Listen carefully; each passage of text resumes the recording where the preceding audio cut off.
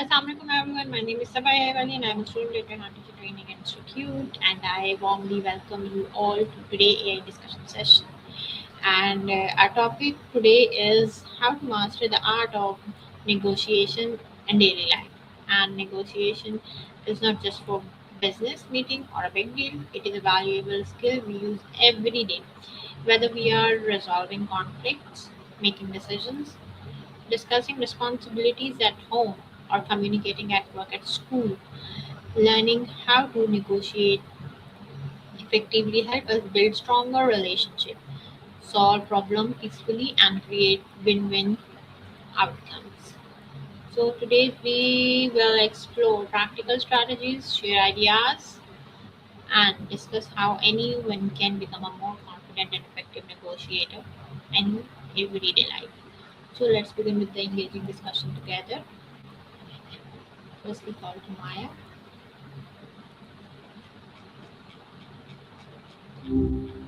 Hey there, what's up? Today, my topic of discussion is Maya, how to master the art of negotiation in daily life, and what does negotiation means in daily life. Negotiation always sounds so formal, like people in suits in a boardroom, right? But in daily life, it's really just the art of finding a middle ground where everyone feels okay with the outcome. It's as simple as deciding which movie to watch with a friend or figuring out chores with a roommate. It's basically just a conversation with a goal. Since you're often leading sessions for students, do you find yourself negotiating more with them or in your personal life? For student skills. So, do we That makes a negotiate every day without realizing it? Absolutely. It's practically a background process. Every time you ask for a favor, compromise on a deadline, or even just convince someone to try a new restaurant, you're negotiating. Most of us just call it talking, but it's really just a series of small trades to keep things moving smoothly. Okay, then what qualities make someone a good negotiator? I think it's less about being a smooth talker and more about being a great listener. The best negotiators are usually the ones who can figure out what the other person actually wants, not just what they're saying they want. It's that Okay, mix of empathy, patience, and knowing when to give a little to get a little. If you can make the other person feel heard, they're usually way more open to your side of things. Do you feel okay. like you're more of a give and take person, or do you tend to hold your ground? No, I am a give and take person and a good listener. I love the confidence. Okay. Since you've got that down, um, I'm curious, what's a situation where you felt like your negotiation skills really saved the day? Can negotiation be learned or is it a natural talent? Oh, it's definitely a skill you can build. Some people are born with a natural knack for it, sure, but most of the masters just have a lot of practice reading people and adjusting their approach. It's a lot like any other social skill. The more you do it, the more you spot the patterns. I've always felt that the best part is that it's not about winning a fight, but about solving a puzzle together. Okay. Then what is the difference between negotiation and arguing? It's all about the goal. Arguing is usually about who's right or who wins. It's like a tug of war where someone has to lose. Negotiation is more like building a bridge. You're both looking for a way to get to the other side together. In an argument, you're trying to prove the other person wrong, but in a negotiation, you're trying to find a solution that works for both of you. Does that distinction make sense? Okay, yes. How can I understand the other person need improve the outcomes? It's all about the art of the deep dive into what they're actually saying. Instead of just listening to the words, try listening for the emotion or the why behind the request. If someone says, I can't finish this by Friday, the need might not be more time. It might be that they're overwhelmed or missing a specific piece of information. Asking open ended questions like, what's the biggest hurdle right now? Usually gets them to reveal the actual need. It's basically detective work. Do you think you're usually better at spotting those hidden needs, or do you tend to take things at face value? So, my next question is, what role does empathy play in successful negotiation? I'm guessing you mean empathy? If so, it's basically the secret weapon. When you actually understand how the other person feels, the whole energy of the conversation shifts from me versus you to us versus the problem. It stops being a battle and starts being a collaboration because they feel seen. And that's when people actually start compromising. Okay, then how can confidence help during a negotiation? Confidence is huge, but it's a delicate balance. If you're too confident, you can come off as steamrolling the other person, which usually makes them dig their heels in.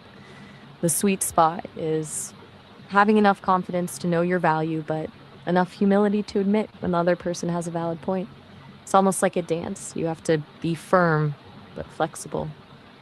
Do you think your students struggle more with being too timid or being too pushy when they're trying to get their point across? So, my next question is, how can clear communication prevent misunderstanding? It basically removes the guesswork. When you're vague, you're leaving a huge gap for the other person to fill in with their own assumptions, and that's usually where things go sideways. Clear communication is about being explicit about your needs and expectations, so there's no, I thought you meant X later on. It's the difference between saying, I need this soon, and I need this by 4 p.m. on Thursday. One is a guess, the other is a plan. Do you find that you're usually the one who has to clarify things, or are you the one providing the specifics? So, next question is, what are some common mistakes people making during negotiations? One of the biggest ones is talking too much. People often feel this need to fill the silence, so they keep talking and end up negotiating against themselves or giving away more than they intended.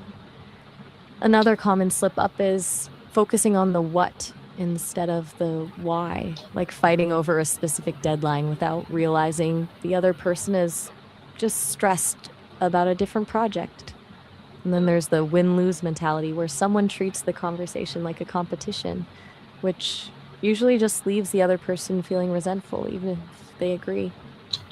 Do any of those sound like things you've noticed in your own experience? So, Maya, what is a win win negotiation and why is it important? A win win is basically the gold standard of negotiation. It's when both people walk away feeling like they got something of value rather than one person feeling like they won and the other feeling like they got cheated. It's important because it protects the relationship. If you win by crushing the other person, they probably won't want to work with you again, or they'll look for ways to get back at you later. A win win creates trust and makes it way easier to negotiate with that person in the future. And Do you think how can most people negotiation actually aim? then It really how depends on what you're. okay. I think you might have gotten cut off there. What were you about to ask about how negotiation can? Yes, how I'm can still here. You were negotiation just. strengthen personal relationship? This sounds like a contradiction, right? Negotiating with someone you love feels almost too transactional. But it's actually one of the healthiest things you can do. When you negotiate in a relationship, you're essentially saying, I care about my needs, but I also care about yours. And I believe we can find a way to satisfy both. It stops resentment from building up because you aren't just absorbing the other person's preferences or forcing yours on them. It turns conflict into a conversation about boundaries and desires, which actually builds a lot of intimacy. Do you find it's harder to be a good negotiator with people you're close to compared to your students? Yes. That makes total sense. So, There's way more emotion on the.